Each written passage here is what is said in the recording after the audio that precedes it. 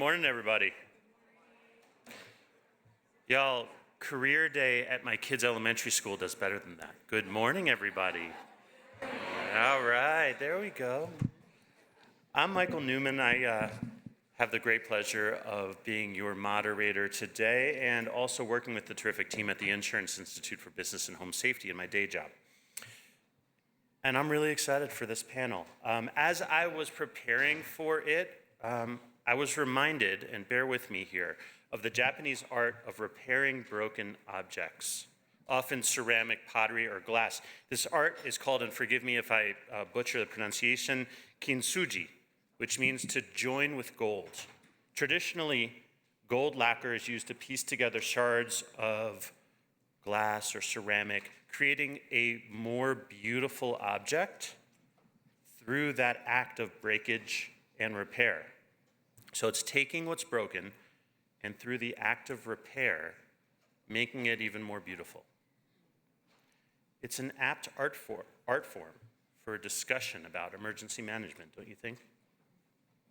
At IBHS, we are in the business of doing building safety research, developing mitigation solutions, and narrowing the path of damage from severe weather through programs like Fortified and Wildfire Prepared, which is to say we know a little bit about the devastating impact that severe weather can have on families and communities, and the critical role of emergency management in preparing for, responding to, and recovering from natural disasters. I know it's a little early this morning, maybe everyone hasn't had their coffee yet, but I want to start with a little bit of interaction. So, a show of hands, who here is worried about the state of the world right now? What a surprise. All right, who here is worried about the state of our nation right now? 2 hands.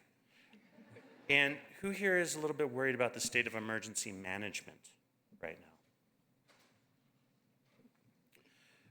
So we're all in the same boat. And this is not going to be a political conversation, but of course politics is going to be involved. And the brilliant panelists before you are going to speak their truths this morning. We're going to reflect on the realities confronting emergency management, and yet the charge for this panel is not to grieve, not to despair. It's early, but there is a bar called Shep's in the lobby if you feel like doing that right now. But rather to identify solutions and actions. We will do our best to identify steps that can be taken to preserve data, to promote emergency management education and research, and to mobilize champions for hazard mitigation and preparedness. I started my remarks this morning with one art form, and so I want to close with a different one. Leonard Cohen, the poet and singer, wrote in his song Anthem, "Ring the bells that can still ring, forget your perfect offering. There is a crack in everything.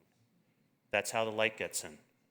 So, my encouragement to the panel this morning, let us ring the bells that can still ring, and let us let in some light. We're going to start with some introductions. I'm going to ask each of the panelists to introduce themselves, their work, and provide one thing you hope we're going to talk about today or that they can impart to you, the audience. I'm going to start with Bill Hook from the American Meteorological Society. We'll then move on to Susan Cutter, the University of South Carolina, go Gamecocks.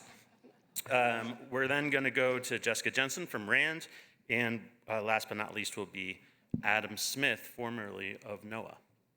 So, Bill, please lead us off. Well, thank you very much, Mike, and thank you, Lori, for organizing this session and letting us be part of it. It's really tremendous to be here. By the way, I came thinking that this would be a community that's down a little bit. We saw all those raised hands, but from the moment I arrived, just the positive vibe in the hallways and the discussions and the vitality and so on is hugely energizing, and it's just really exciting to be here. My background is I'm an atmospheric scientist. You may have noticed that sometimes your weather forecast is wrong, And my job at NOAA for 32 years was to work on improving weather forecasts. Actually, when I started with NOAA in 1967, it was called ESSA, the Environmental Science Services Administration. NOAA didn't exist until 1970. 2000, I went to work for the American Meteorological Society, mainly helping early career scientists do a little better job with the policy process than my generation did. That turned out to have been a low bar, and so it was easy work. I retired a year or two ago. Lori kind of made my speech when I was thinking about what I'd like us to cover. There was a paper written by Gilbert White and Bob Cates and Ian Burton around 2000 that kind of captured Lori's idea. The paper was entitled Learning More and Losing Even More. And the question they were raising was, given that we know so much more about natural hazards, why are losses going up? And they came up with four possibilities. The first one is we're not applying what we know. So this is an important group of four things. These guys really nailed it. Second one is maybe we're applying it, but we're not doing it very well. There's sort of poor, impartial implementation of what we know. The third one was maybe there's a lag. It takes time. We get the knowledge, we absorb it. It takes time for people to spread it into the practical world. And the fourth one was a tiny bit sobering, which is sort of vintage Gilbert White and the other two guys. It was maybe we don't know as much as we think we do. So everybody can ponder that for the next 50 years. Thank you. It reminds me of the Donald Rumsfeld, allegedly Donald Rumsfeld quote, right, about the known knowns, the known unknowns, and the unknown unknowns. Susan, go ahead, please. Thank you. It's great to be here. I am a geographer currently at the University of South Carolina. And I am a geographer in the tradition of Gilbert White, although I did not study under Gilbert White. I was a product of the University of Chicago, where Gilbert taught for a long period of time. But when I got there to do my master's work, he had just recently departed for Colorado. And I worked with a quantitative urban geographer by the name of Brian Barry. And that story is interesting because Brian Barry was mentored by Gilbert being a senior faculty and Brian being a junior faculty. And so Brian mimicked in many ways how Gilbert handled administration, how he did his work, and more importantly, how he handled his students and let his students roam where they wanted to go, which I benefited from enormously. The other part of my history is that my formative years were in the 1960s and early 70s in the San Francisco Bay Area, where I was very much committed to all things social activism and environmental activism. And between those two, it helps to explain my interest, longstanding interest, in what makes people and places vulnerable to threats, what enhances their resilience, and how can we empirically measure these and translate our human environmental science into practice. So the activism, the empirical nature of it, human-environment interactions has been with me since my formative years, I think, in the San Francisco Bay Area, and then carried with me as I embarked on my academic career after Chicago, spending a year at the University of Washington, 16 years at Rutgers University, where my colleague Ken Mitchell and I were the founding editors of a journal called Environmental Hazards, and that was where the piece that Bill mentioned was first published. So this is a very incestuous group, as you will see. And then to the University of South Carolina. Gilbert was always gracious about reading things that people wrote and making little notes and handwriting it to them. And you always knew he was going to give you a ding that you forgot to mention something. So I have these wonderful notes about what a very nice piece you wrote, Susan, but. So that's a nice little reminder. What I want to hopefully have you leave with today in terms of the takeaway is that context matters, place matters, experience matters, and most importantly, your voices matter. Good morning. My name is Jessica Jensen. I am currently at the RAND Corporation, just completed my second full year there. I was brought into RAND to help support a portfolio that had been long-standing but growing, surging with the rest of the research on hazards and disasters. And I was brought in to fill a missing piece. And to understand the piece that I'm filling now, you have to understand the journey that led to RAND hiring me. I gambled it all more than 20 years ago on getting a degree in something called emergency management. Much to the chagrin or horror of everyone who knew me, I threw away my opportunity to go on to political science, which had been my bachelor's degree field, and to continue on in that path at institutions of my choice. Instead, I decided to go for emergency management in Fargo, North Dakota, packed up everything from Los Angeles and headed out there.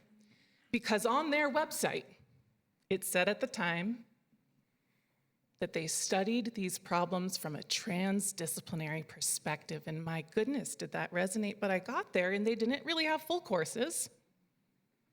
And they certainly weren't transdisciplinary. And I looked at the field that we were supposed to serve, and I found out that emergency management wasn't doing what it said it was. Preparedness for response, sure. Facilitating the framework in which mitigation is done, no. Facilitating holistic, just, long-term recoveries, absolutely not. And I got real curious about why. Why is that? Because with every passing day, as I pack-womaned my way through the literature, chasing every row I could to find every bit of research on every topic I was interested in, I saw there was so much. How could this be? And so if you don't know my name, that is right where you should be, because my focus has not been on writing more. My attention has been on supporting the emerging profession of emergency management and knowing about what you've already done and getting it applied. My attention has been on the emerging higher education programs in emergency management and talking about what those programs should look like to maximize the potential of this emerging profession into the future. And my attention has been, first and foremost, on how do we talk to the public, to the distributed entities where the responsibility for doing the work of emergency management actually lies, in a way that they can hear and understand and get to work. That's where my attention is. And what I hope you take away from our conversation today is an increasing appreciation of the opportunity that has always existed for us to maximize, and an urgent, inspired feeling to get to doing the work that's been the missing piece so that we can have the impact we need to have. Adam? Thank you. Good morning. My name is Adam Smith, an applied climatologist, formerly at NOAA, NOAA's National Centers for Environmental Information, for 20 years, till about 2 months ago. For 15 of those 20 years, I was a PI data architect for a small team that developed the U.S. billion-dollar weather and climate disaster portfolio. It's actually a series of products, and have been on many different national, international, and interagency teams, a few with Susan herself down there, to take the best public and private sector data to to understand the data, what you can do, what you can't do with it, and to develop data frameworks for a variety of end-use cases and decision-maker needs. So since I was at this conference last year, it's been quite bad because NCEI is headquartered in Asheville, North Carolina, which is really the epicenter of Hurricane Helene, which I'll highlight a bit later in this discussion. But I guess I would just say that mid-career, I've been involved in a lot of different products and services, and in transition now. And echoing Bill's comment, I've actually just been in the last day been struck by the energy, the positivity in this room. A lot of it's academic focused, but I think we actually need that. We have to maintain this critical mass as a research community and this momentum individually and collectively, despite the headwinds at the federal level that many agencies are going through. And so I think that everyone in this room right now is really central for not only just pushing forward with academic research publications, products, the third assessment Lori just spoke about, which just sounds wonderful, but also really as a backstop to help the federal agencies get through this challenging time. And I can talk about that more later. So I guess my takeaway is pat yourselves on the back, but in a very inclusive, optimistic way, despite what looks to be like a challenging near term. Thank you. Thanks, Adam. So a few of our panelists have talked about the positivity in the room, at the workshop writ large.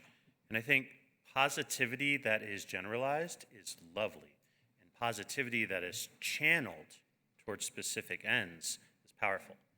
So with that in mind, I want to start with some of the concerns about this present moment that some in our audience might be able to channel that positivity towards. And Adam, I want to start with you. What is the role of federal data in the emergency management natural hazard space, and what's at risk right now? Yeah, great question. So I guess to frame this, first I'd like to highlight what NOAA's National Centers for Environmental Information was, what it is, and what it, from my perspective, looked like it's becoming in this current context, and how that relates to the question. So NOAA NCI is one of the world's largest data repositories. 60 petabytes of data and growing. That's why we have to use cloud partners, AI, to help keep up with the growth because we don't have enough server space. We didn't when I was there. And of course, we curate data from not just the United States, but from around the world, from many different hazards, many different platforms, satellites, radar, buoys, weather stations, ship records, paleoclimate as well. So it's really data from the bottom of the ocean to the surface of the sun. And now, unfortunately, as with a lot of federal agencies, there's a brain drain. Products, programs are disappearing. Many of these people with decades of experience, you can't replace that quickly, if at all, in the near term.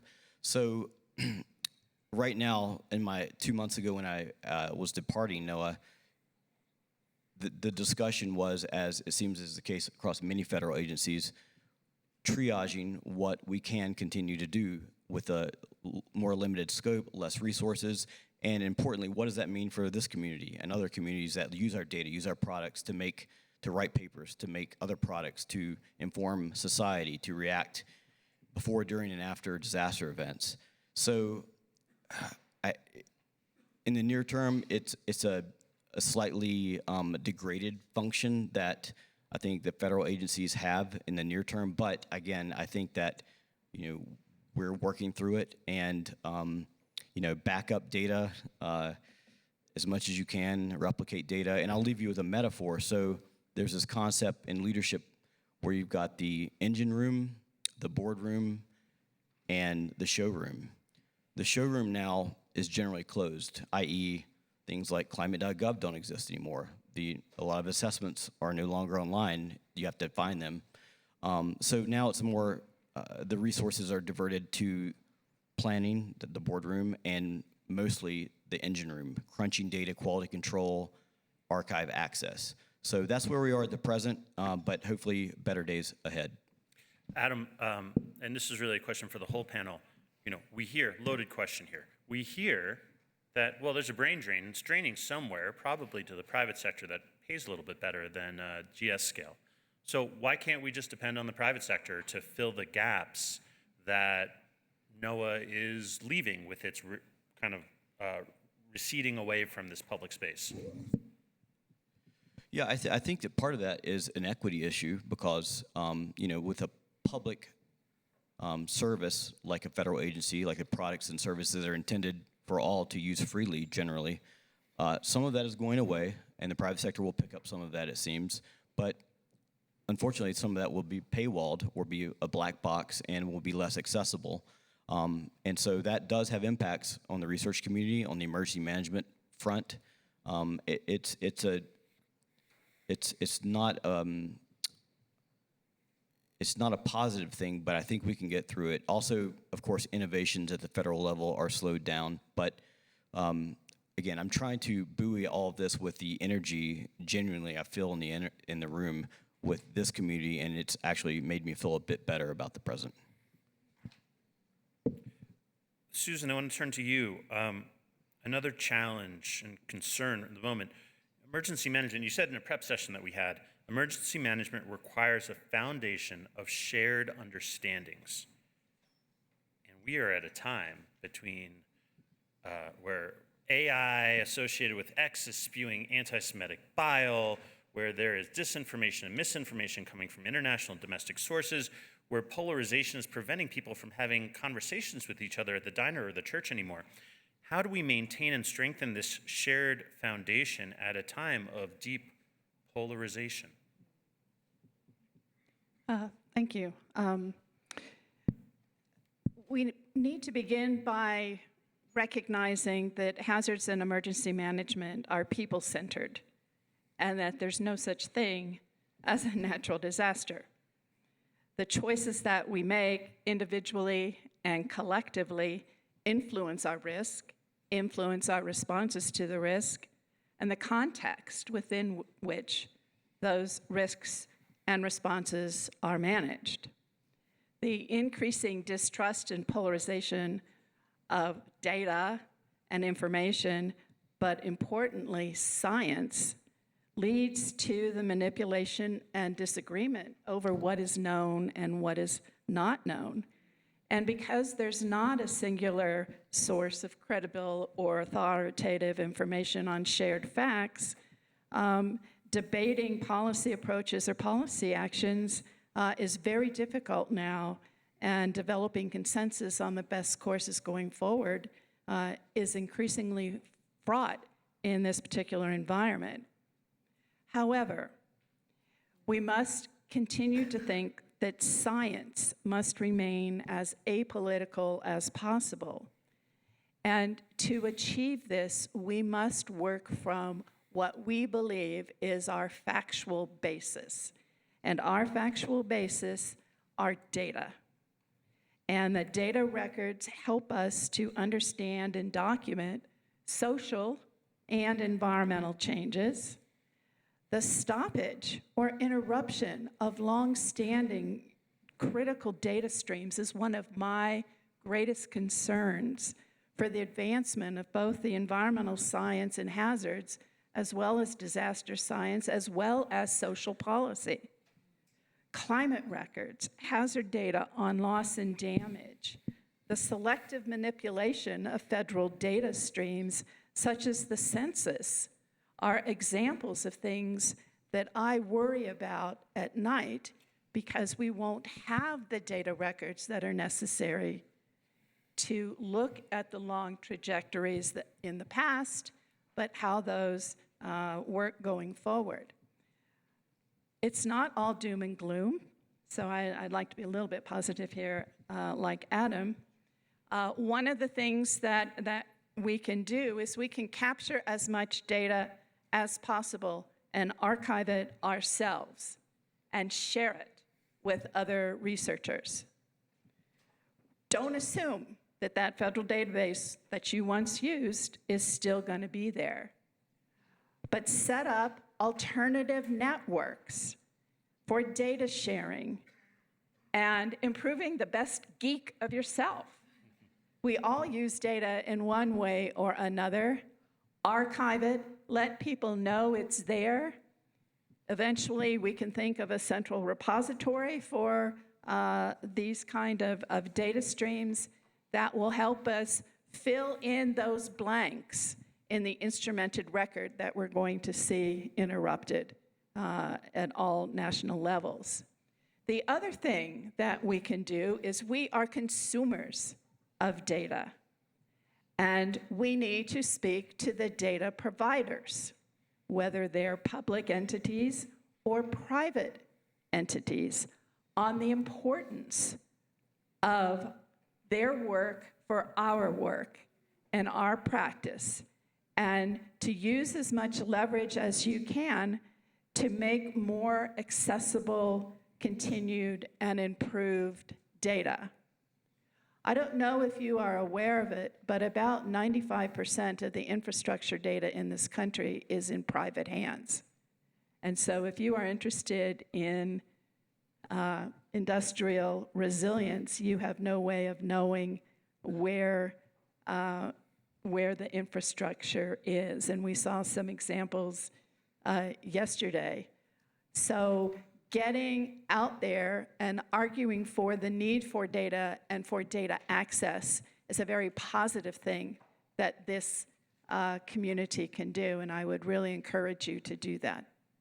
Thank you so much. I'm hearing from you, Susan, that we have a shared responsibility within this community to share resources and to advocate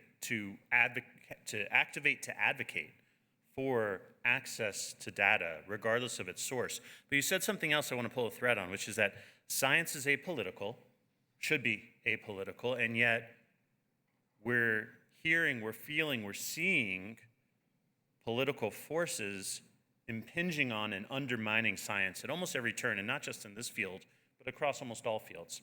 Bill, I want to ask you, someone who spent many years in governments, many years at that intersection of science and policy and politics, what's the response for this community to this moment in time?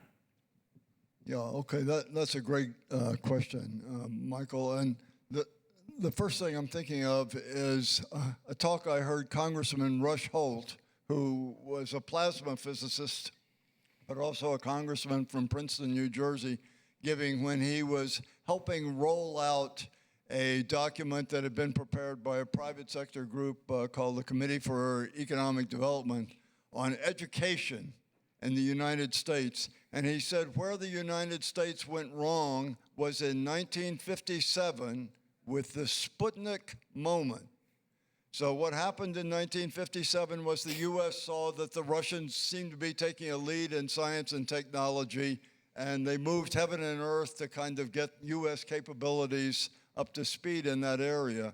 But they made a decision that it was going to be support of a small fraction of American people. You know, you didn't need everybody to be a scientist. Rush Holt used the example, you can go to a cocktail party and tell people you're not a mathematician or not a scientist, and you'll still be socially acceptable. But if you say, I can't speak in sentences or something like that, they tend to sort of drift away from you. And he felt that separating the country into a minority of people who were science and technically oriented from the larger majority, where he sort of thought all of us should be thinking like scientists. All of us should be thinking realistically. All of us should be evidence-based and so on. And unity is the fundamental thing here. Sort of remembering Abraham Lincoln, I wasn't a personal friend, but in 1858, Lincoln said, when he was running for senator of Illinois, he said, a house divided cannot stand. And there's another quote that I'll put out that I don't think the origin is as well known. It says, in war, the first casualty is the truth.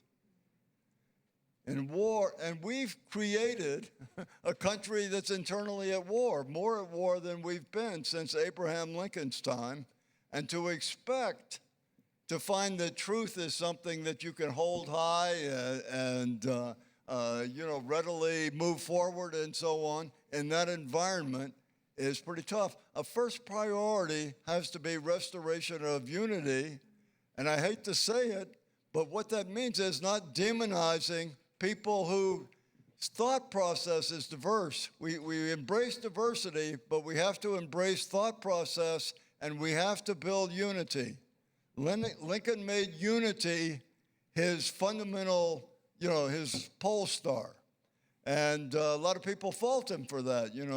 They point out that really interfered with a greater legacy that he could have had, but he did hold the country together, and that's a starting point. I want to remind everyone that Superman is in movie theaters near you if you want to find some truth, justice, and the American way. Jessica, thank you. You described that your career has been founded on not looking backward necessarily, but drawing lessons from the past. We are perhaps in a unique moment in emergency management, perhaps though not so unique. What has your work taught us that we can take forward in this moment? So listening, well, so many thoughts, but I'll give you like two. That was a broad question, yeah. I've heard in the last day and a half in sessions and from some people I think walk on water that part of what we need to do now is hold on. That we need to wait and that we need to hope in 4 years we go back to something like what it was. And to be honest, that's one of my greatest fears. I am terrified that due to some event, we go back to a system and structure and policies and programs like they were. I'm terrified that the research infrastructure and how we produce knowledge continues on the path that it was. I'm terrified. I'm terrified that we cling to hope and we don't treat it like an action verb that requires our muscle and our work. Those things worry me. And when we look at the history of emergency management and how it's evolved, and even when we look at research, we see that it has been terribly reactive. We've criticized in the research community practice for that very thing, incrementalism in how we organize, incrementalism in how we fund, incrementalism in how we develop policies and programs, always trying to move forward, sure, but same in science. Incrementalism, everywhere you look, making slight adjustments. Thank gosh the National Science Foundation started really emphasizing multidisciplinary collaborations. That's wonderful. Converge, high time. Is it enough? Absolutely not. The bulk of the work and how the knowledge is being produced is so fragmented, so many brilliant contributions, tools, technologies, models, so many critiques that are well-founded, always have been. They've always been there. There's tons. But we can't get them accumulated. We can't get them so people can identify them. We have too many things that are single use. Practice can't deal with single-use stuff. They don't have the resources, they don't have the time. They can't read individual papers. They can't appreciate the value of a new variable's addition to a model that gives us better, more accurate prediction.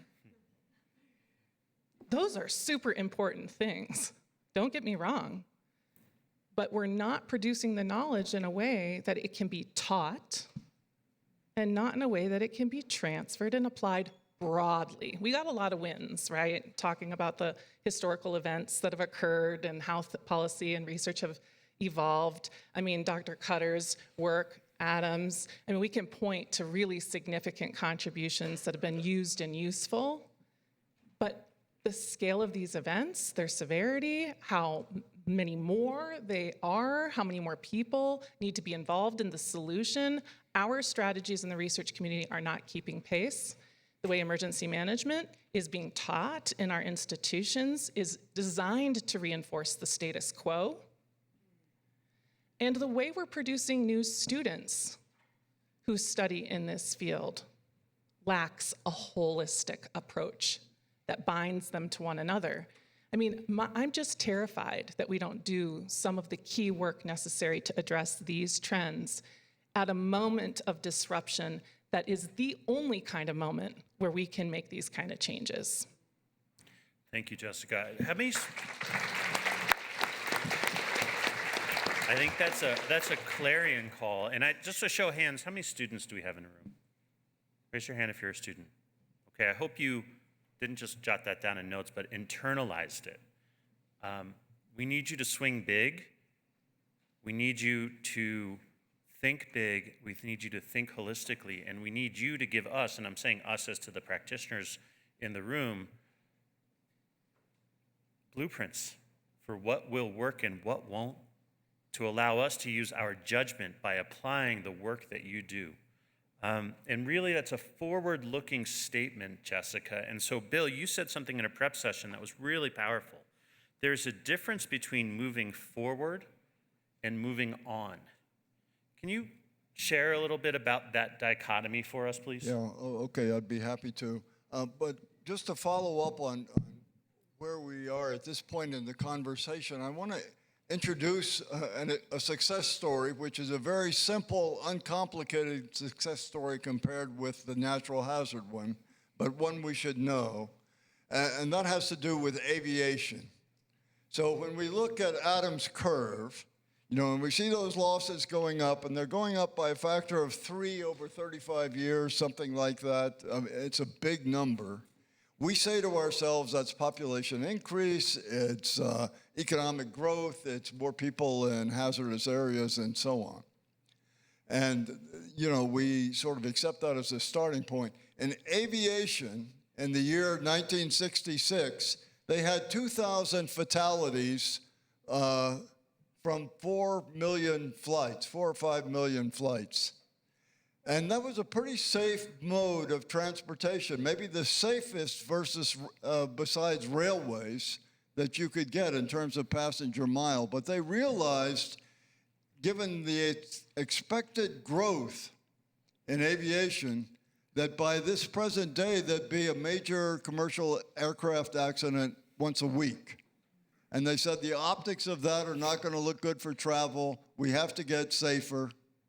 And so they created something called the National Transportation Safety Board. There's a lot of detail to the structure of that and so on that matters. But the point is, instead of saying this is a tragedy, but we're going to rebuild like before, when the wing falls off the airplane or something, they said, what was the cause of this event? This is Gilbert White's learning from experience. What was the cause of this event, and how can we keep it from ever happening again? And that has been their focus.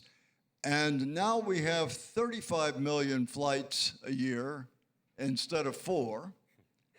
And we have about 100 fatalities a year instead of 2,300. And it's from that simple difference in the question you ask.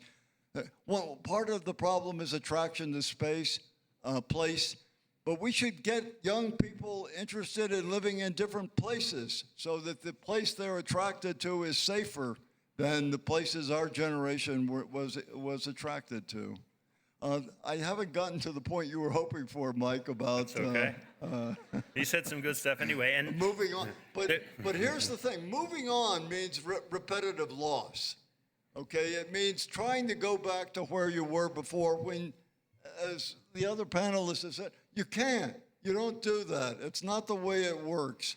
We have to, and grief counselors, psychologists tell us this. They say that, when you move on, when you try to deny your loss, when you try to live as if it didn't happen, you're stuck in that place. You may not look like it, but they're just a cumulative set of ills that you face. You've got to move forward. You've got to integrate that loss and that grief into what you're doing.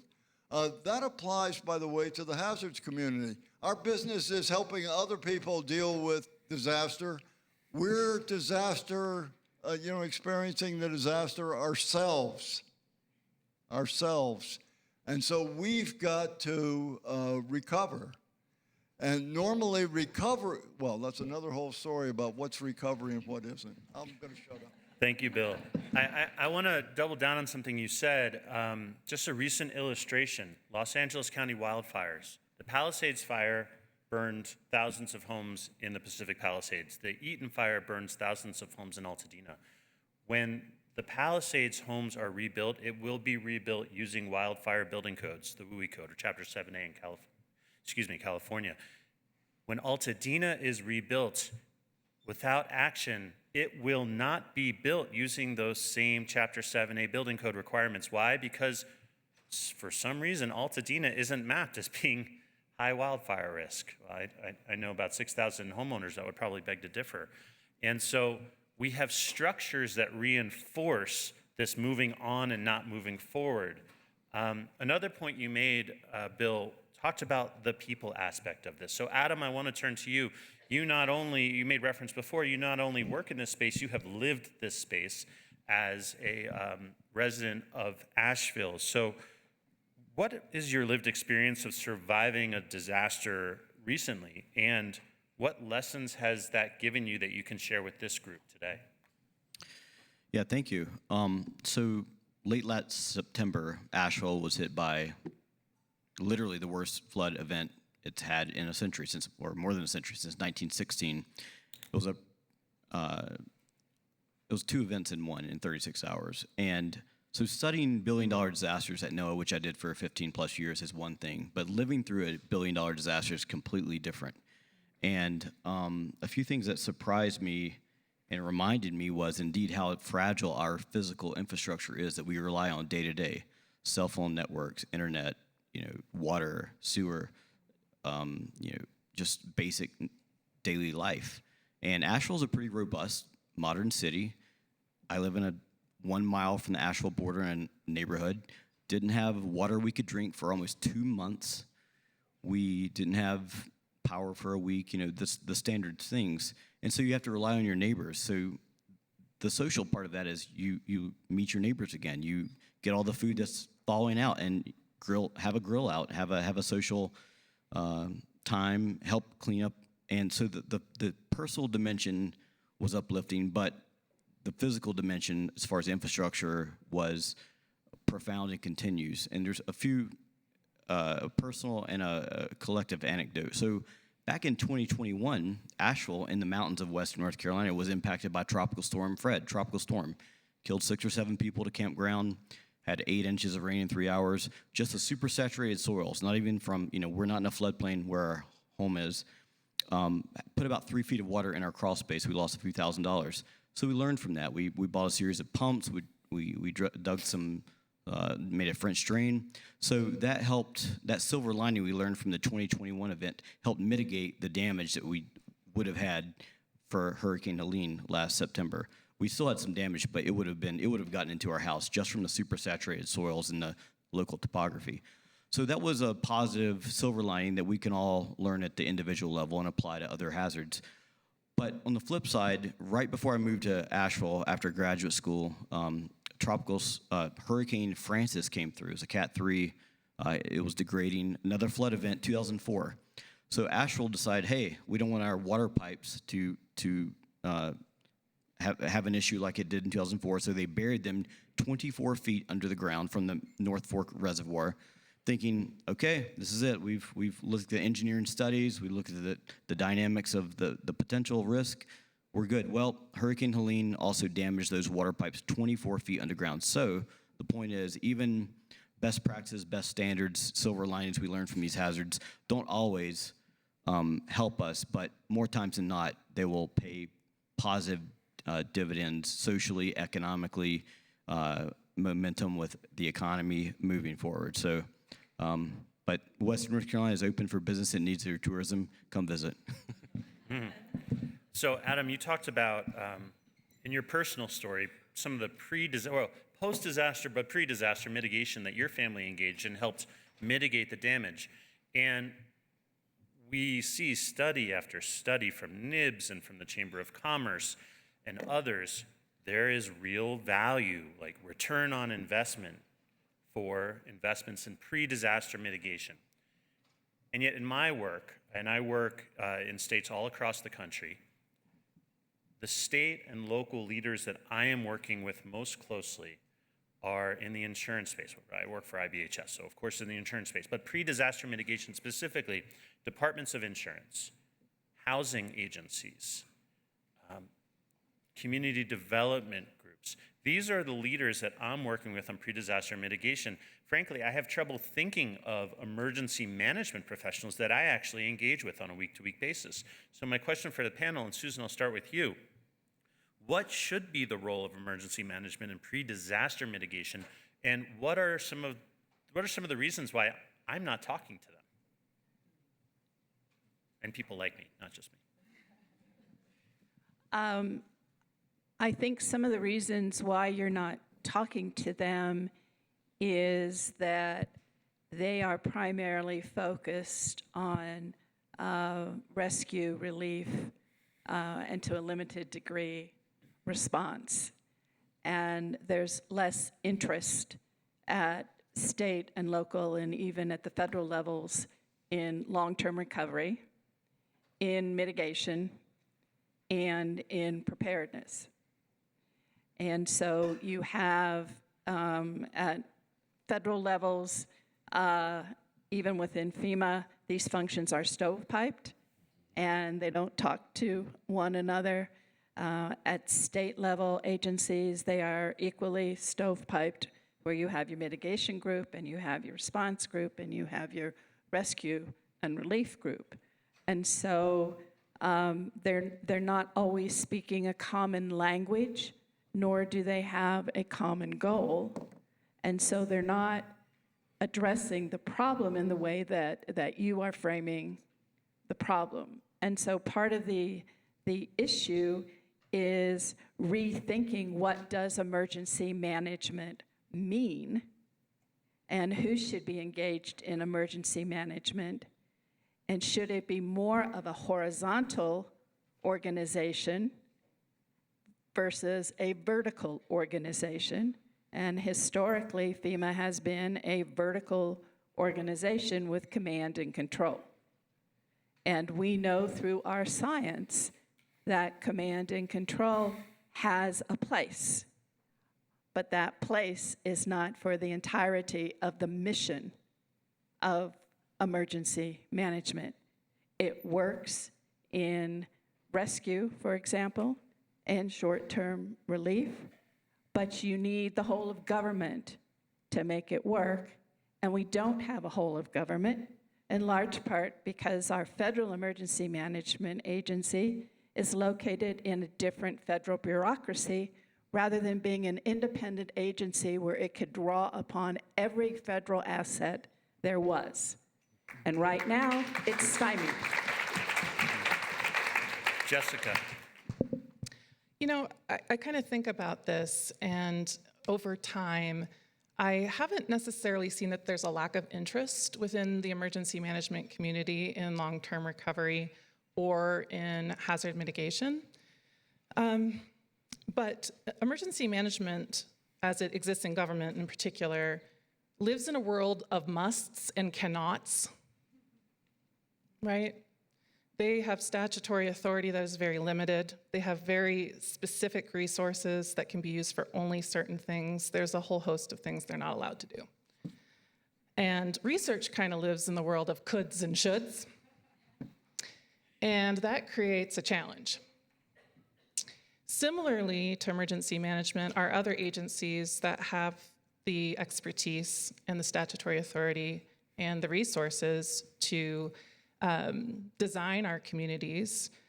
They also live in worlds of musts and cannots. And when we talk about them, we still live in the worlds of coulds and shoulds. And so we have a challenge that repeats itself over and over, where hazard mitigation responsibilities are distributed across these agencies. It's not something just FEMA funds. It's not a program. It's not grants. It's a decision that you're making every single time you do anything in housing or in transportation.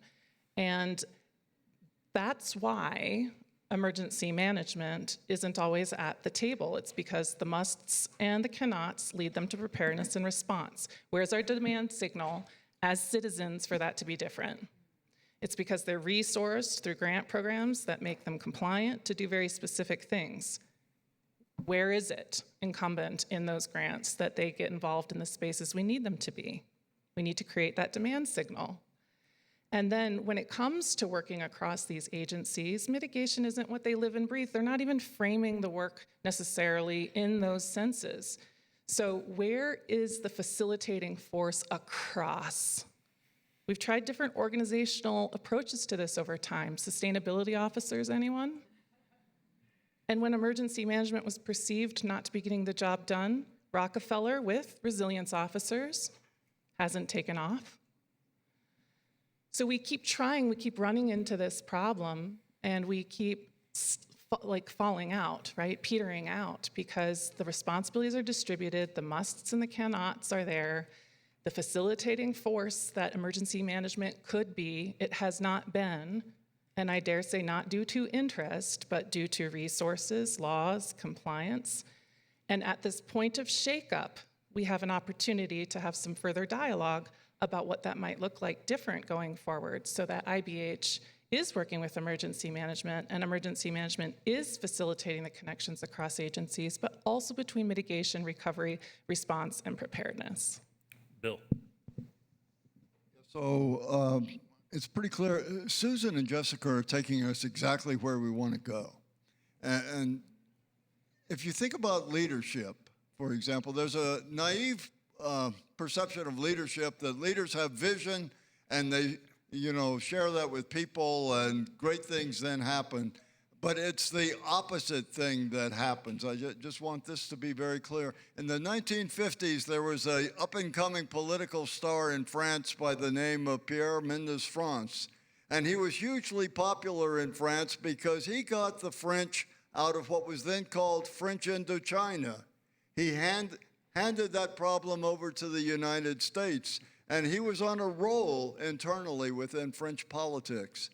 But shortly thereafter, he announced to the French people that they were drinking too much wine and they should drink more milk.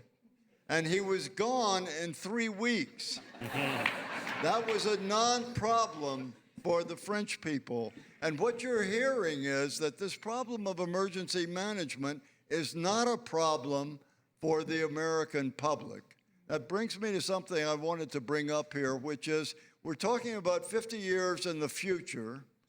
Most of the workers, the people that raised their hands that said they were students, you're going to be on the cusp of retirement then.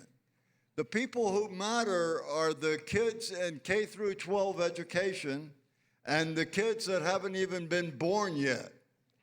And the starting point, the thing that has to happen now is available instruction to these children that here is what it's like to live on a dangerous planet, a planet that does its business through extreme events. And it's an exciting thing to learn about. It can introduce you into all branches of science. It can make you, really powerful. You can give you agency within your families. If you're the one who knows about what's going to happen to that creek outside the backyard and so on. And so we need to, and I think it's a common shared value, and it's also something that happens at the local level. There'll be a lot of diversity, different hazards matter, different people, political persuasion will be trying different things. But K through 12 education is a big piece of this puzzle.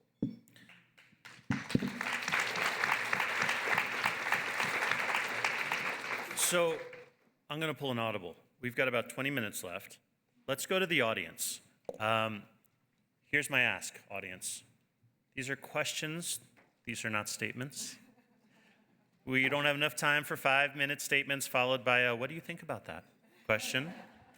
You know if you've done it that you're guilty. So I am going to ask for a few, we're going to do questions for the next 15 minutes. That'll leave 5 minutes for some final thoughts from our panel. Does that sound good, everybody? All right. So we need some microphones for the audience. Yeah. All right, so raise your hand if you have a question.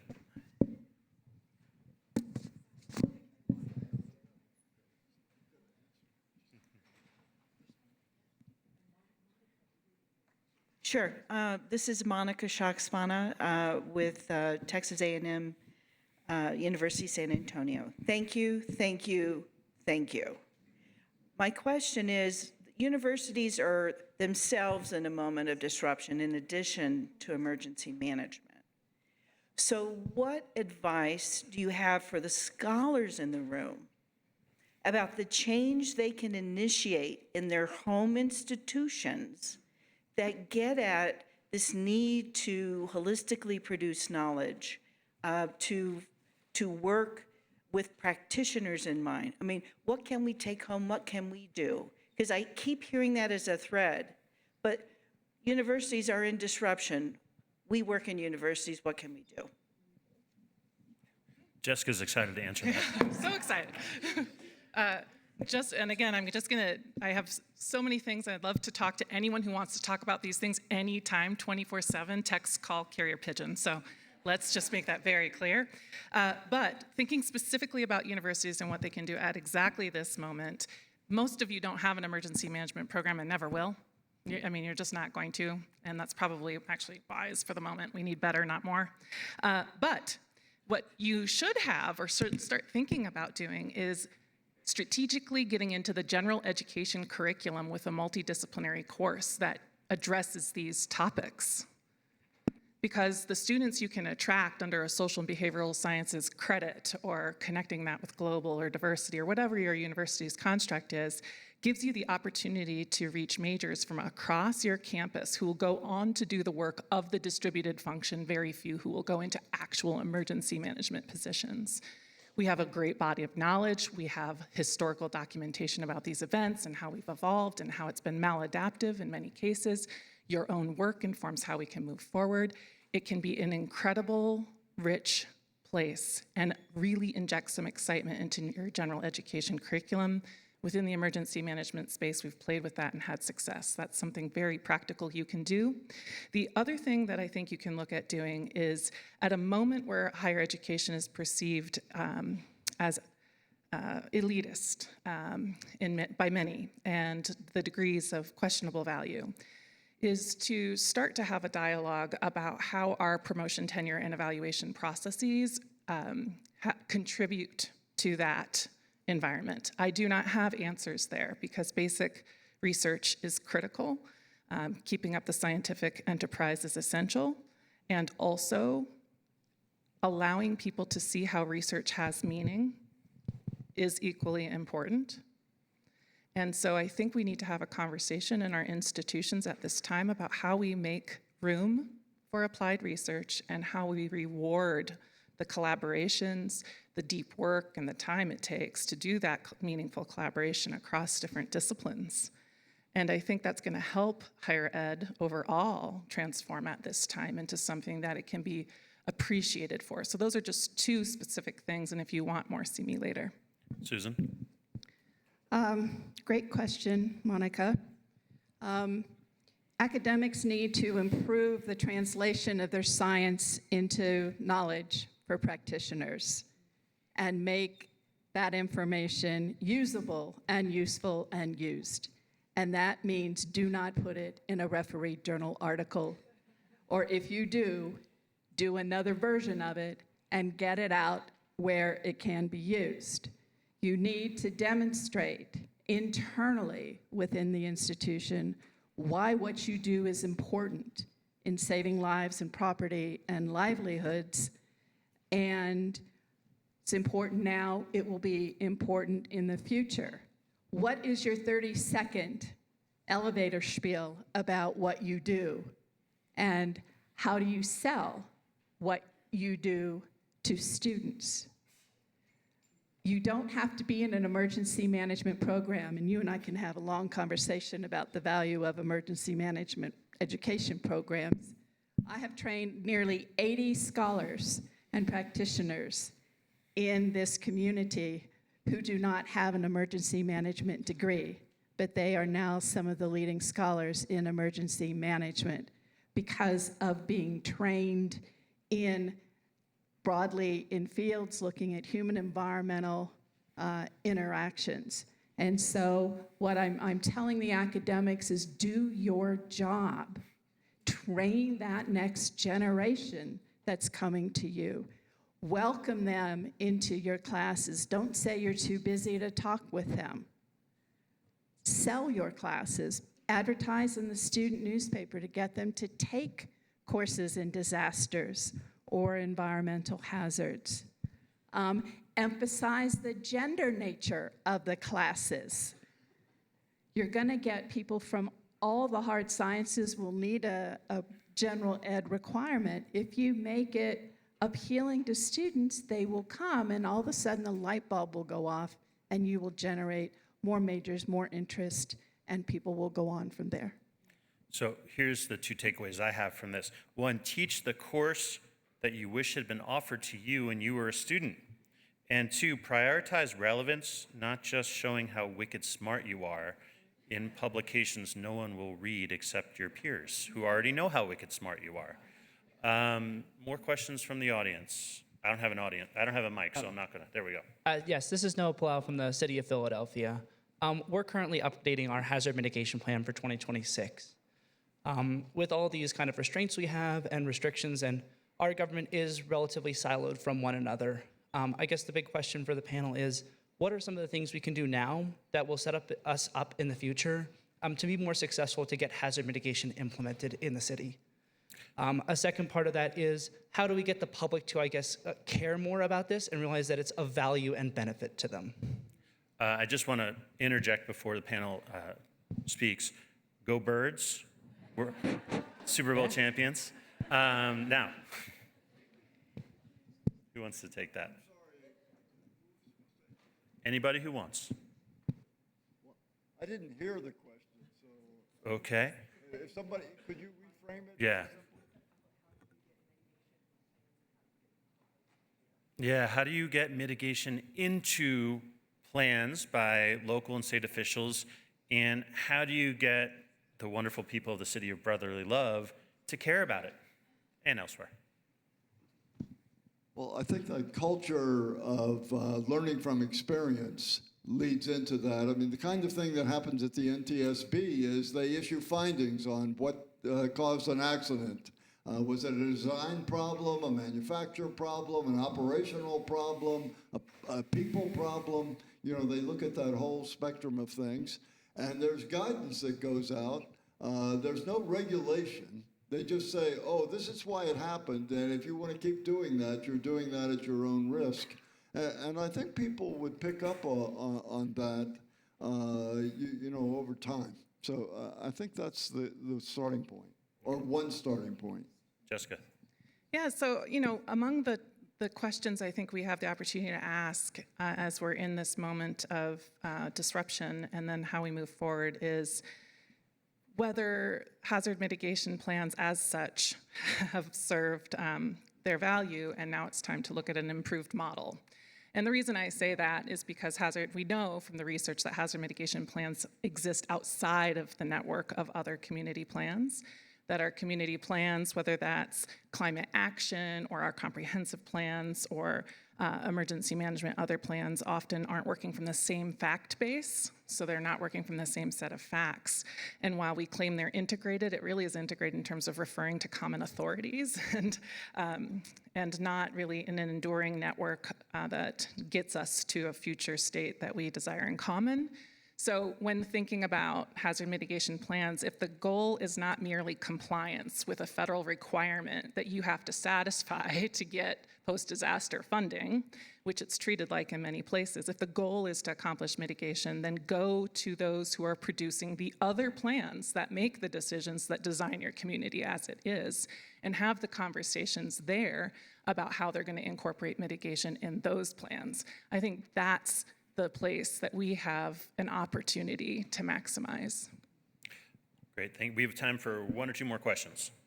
I have a question, sorry. Bruce Jones from Midland Radio Corporation. Bill and Jessica, before we go talking to emergency managers about doing other things, let me give you an example. Kerr County, Texas, in the Texas Hill Country, is thinking of spending several $1 million on outdoor sirens. In Kerrville, the county seat of Kerr County, there's a NOAA weather radio transmitter that is there in broadcasting 24/7, 365. If the people in those camps and in the RV complex, if the people up and down Guadalupe River had had NOAA weather radios and had them on, they would have had 1 hour's advance notice to get out. They could have made it to high ground. Every county and city mitigation plan in this country should mention NOAA weather radio as the premier fundamental warning choice. And every county emergency manager on their webpage, including Kerr County, Texas, should very prominently have the NOAA weather radio logo on there and mention to people that this is America's official federal warning system. And if you'll use this, if you'll get one of these devices, it will cost our county nothing for you to get immediate alerts direct from the National Weather Service. So my question to Bill with the AMS, to Jessica with the RAND Corporation, and to all of you here, what can we do to make sure that people don't forget about the utility, the serviceability, and the economic viability of having the NOAA Weather Radio Network put as a fundamental alerting source where it's supposed to be? Could I ask you just a quick question, a follow-up question to you about that? So sometimes you hear from people who have NOAA weather radios that they have them on and there's so many alarms that aren't relevant to them for one reason. I see one person giving me a thumbs up on that.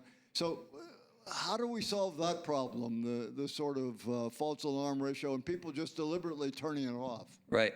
So in Kerr County, Texas, on a public alert certified NOAA weather radio, you could turn off flash flood warnings, the audible alert. You could turn off the audible alert on a flash flood warning. So you would get the warning, it would illuminate warning lights on the radio, but it would not make the 77 decibel alert tone that drives people crazy. So if you live in Kerr County, Texas, and you're on high ground, you can silence that alert. But if you live in Kerr County, Texas, and your job is to run a Christian youth camp that's in a designated floodplain, you're going to leave that on because you need to hear that alert the moment it's issued so you can save your children. Great question. So now I have a question for Jessica, because she talks about moving the horizon of emergency management out from that T=0 time to a long time in advance. And so maybe there's some other things that people at that youth camp could do years in advance that would mean that they would be on high ground too. So I'm really sensitive of what's going on in Texas right now and very hesitant to comment directly on the situation there. Instead, I'd like to say that we see a similar set of circumstances nationwide. The weather radio problem, for example, is universal, where it is not promoted as the premier national system for how you should receive warning information. It is not number one in hazard mitigation plans across the country. So if we think about that, I think I have two things when we think about emergency management. Number one, we really can't ask more, especially at this time. We can talk about efficiency and we can talk about, doing more with what we have. But asking more of them is not necessarily going to work. So what I would say to you, sir, is if this is something you're passionate about, we have a training credential in Texas that emergency managers have to practice in local government. They have a training system. And is that material incorporated into the training courses that they have? I'd bet no. And if you look at other states with their certifications that they require, I will similarly say that they are very unlikely to reflect much hazard science or recommendations like that, or even lead to discussions like that in the curriculum, because they're so focused on communicating policy and doctrine and grant programs and how to achieve compliance. So that is a clear place that we can target within an existing structure that doesn't ask more of them, but helps them grow within their context. And the other is really getting better at strategic planning and emergency management.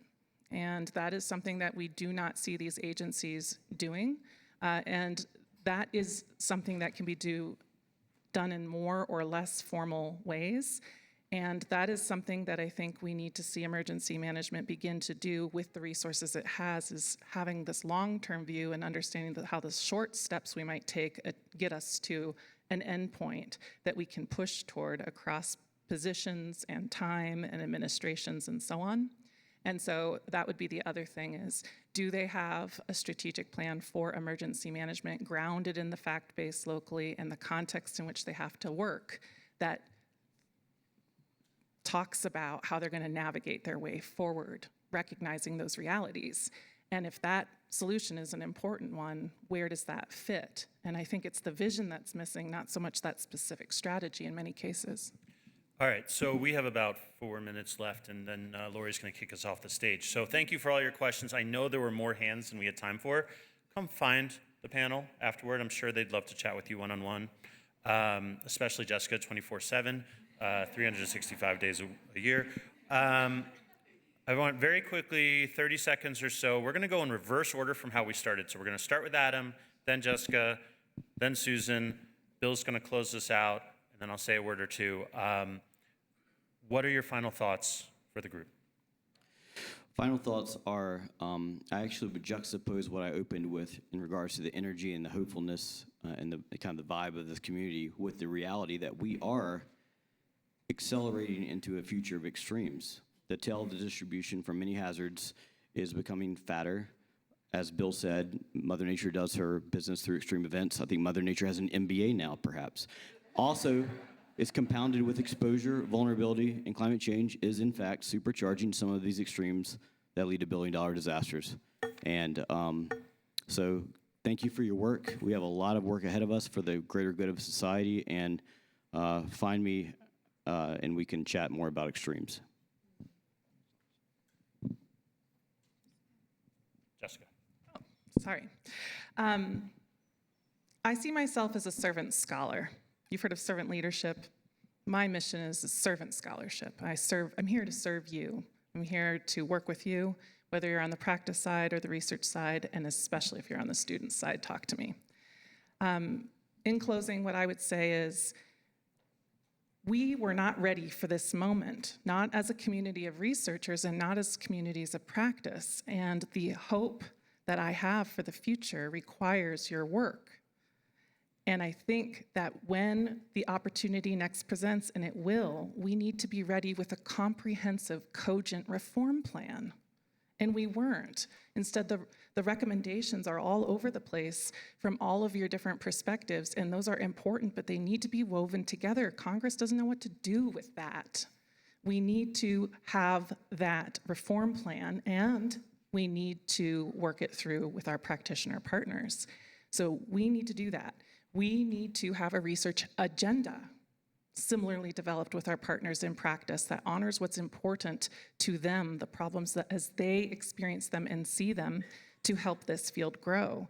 And it needs to transcend our individual efforts. We need more collective efforts in both of these regards. And finally, we need a unified, very loud voice. I would love to see the next letter that goes forward to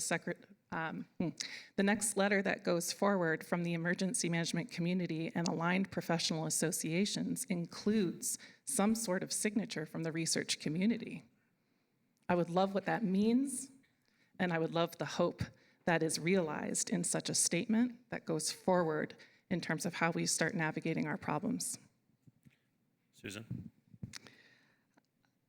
As scholars and teachers and students and professionals, do your jobs the best way that you can. Organize, resist, peacefully protest, publicly demonstrate the importance of what you do to reduce the threat of future disasters, whether you do it in a professional capacity or as a private individual. Don't sit in your office. Don't sit in the ivory tower. Get out. Work within your community. Use as many different venues as possible. Talk to as many different people as you can about the importance of what you do and what it means for the future. In other words, become the best version of yourselves. And Bill?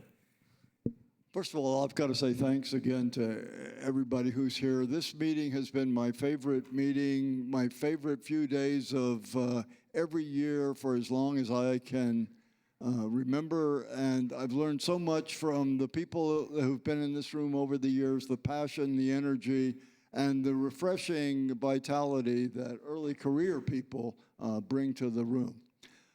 Mike started us out with so thanks. Mike started us out with this raising of hands about who's concerned. And it reminds me, I think the great human superpower is the ability to see reasons why other people should remain calm. Okay, I'll let that sink in. Okay, I'm taking laughter as a sign that there's recognition in that and sort of self-awareness of that. Okay, and I want a couple of examples. So we want to remain calm. We'd like to remain calm ourselves, and it's important that we do. And I'm going to leave you with two thoughts that come from people that this area always reminds me of. The first one, my favorite commencement speech that I ever heard was my stepson's high school speech, commencement speech at Boulder High School. And the speaker that year was a guy who was a hippie. He lived above Boulder in the mountains, and he and his hippie friends would cut weeds and flowers, and they would put it in boiling water, and they would drink it. And he founded Celestial Seasonings Herbal Tea Company. And he was a millionaire many times over. And he says to the kids this, he says, you hear about being a go-getter. He said, I'm here to tell you to be a go-giver. As long as you have something to offer the world, you will never go hungry. All right. So you have all that encouragement of the culture around you to be nervous, to be fretful, to be worried, to think about where the next job is coming from, the support, and so on. You're the favored 1% of people in the world if you're in this room, okay? The second thing comes from much closer to home. There was one guy who was always at these meetings when, I first started coming to him, a guy who was a pastor and also a relief worker by the name of Dick Krzyzewski. Show of hands, how many people knew Dick? I'm assuming Christina Peterson and his wife is somewhere still in the room. Dick would, if you got an email from Dick, it ended this way. It said, enough is abundance. Enough is abundance. He got that from Euripides. I think it was on his signature because he also knew that Jesus had a sort of few thoughts along that line. And I think it's something we can carry with us. We need an abundant psychology. We have resources to offer others. We're not in need of resources ourselves. And I'll turn it back over to Mike. Thank you. Thank you to the panel. Thank you to the Natural Hazard Center staff. I want to close with how I started. Forget your perfect offering. There's a crack in everything. That's how the light gets in. Look for the light. Be the light. And thank you all very much.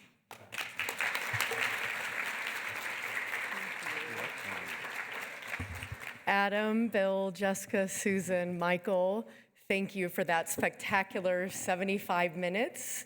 We're now going to take a 30-minute break. We will have another session beginning promptly at 10:45 a.m. And so please do be back in the room in your seats. But before we leave, in addition to thanking this panel one more time, can we give a collective round of applause to